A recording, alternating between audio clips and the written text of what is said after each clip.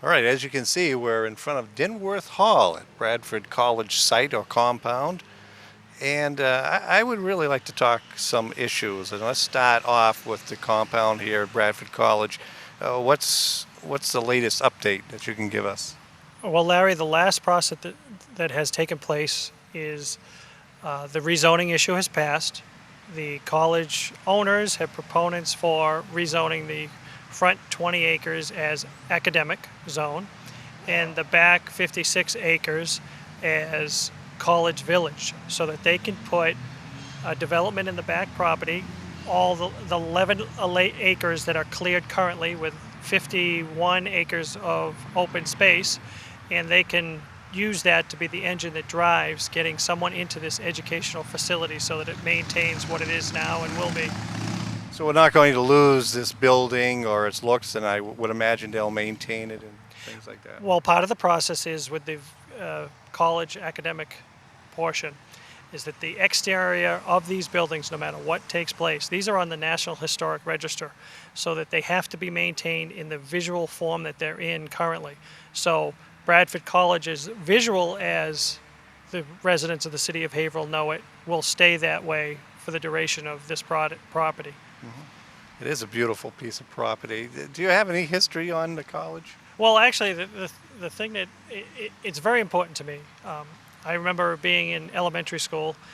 What used to take place at the library at this college was an annual art show that took place with the elementary and middle schools in Haverhill would have an art show, and I was very involved with a few of my art teachers in art projects, and they were on display here at the library in that time frame. Also, I grew up right down the street for a few years, my high school years, on Lockwood Street and South Prospect. And we used to come up here on Sundays and play football out on the back open fields. I played soccer out there. We used to come up and ice skate on Trapello Pond, and it was just a nice place to relax. And every year on an annual basis, the Christmas parade comes by on Main Street.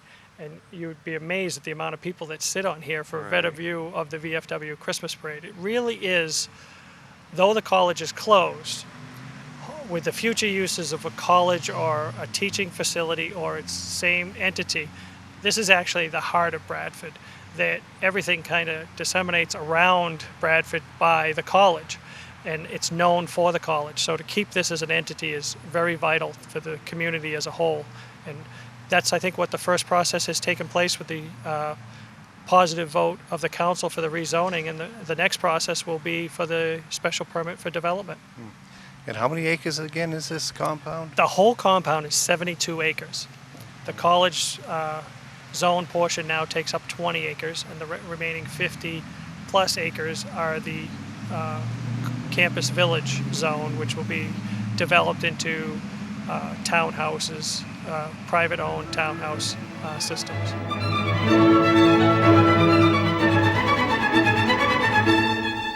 We're back up here at the Buttonwoods Museum at the Haverhill Historical Society, and we're going to talk about Academy Hall and the collection that came in from the old Bradford Academy today.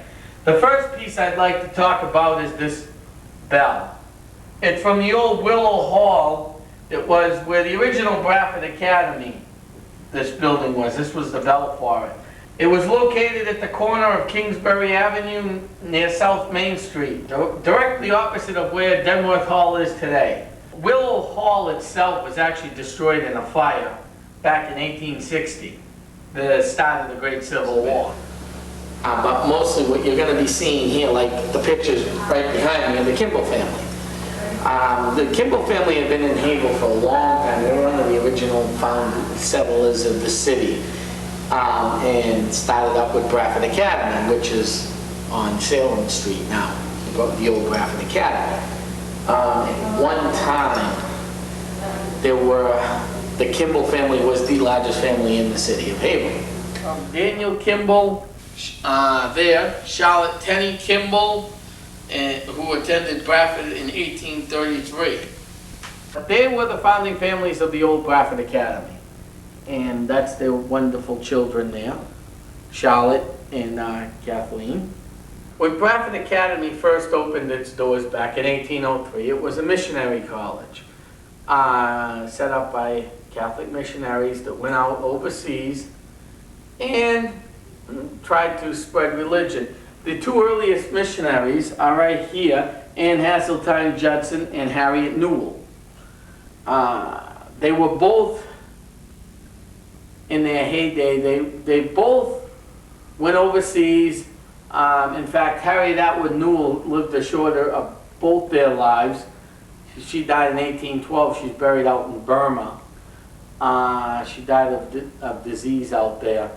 But it was these two ladies that we have, and they're both, we do have the plaque that was on the house where Harriet Newell was born. That is in our collection, and you will see that later on in the tour. And the Anne Haseltine Judson is where Haseltine Hall was named after. These two women, for their time, were pioneers. And some of the other named forefathers of the college were Rufus Anderson, who was one of the first, what we would call deans today of the college. The case in front of me has exhibits of class rings,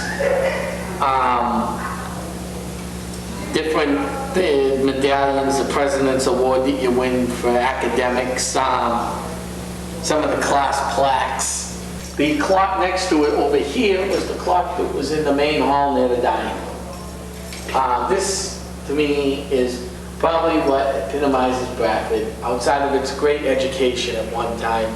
This clock, every time I walked into the hall, left lunch, left supper, because there were lots of times, even though I was a commuter student at Bradford and didn't live there, sometimes I felt like I lived there. First class started at 7:30. Sometimes I didn't get home until 10:30, 11 o'clock at night by the time I was done homework and studying. But this clock was always there and it was always ringing. And to me, this piece here will always live in my mind as Bradford history.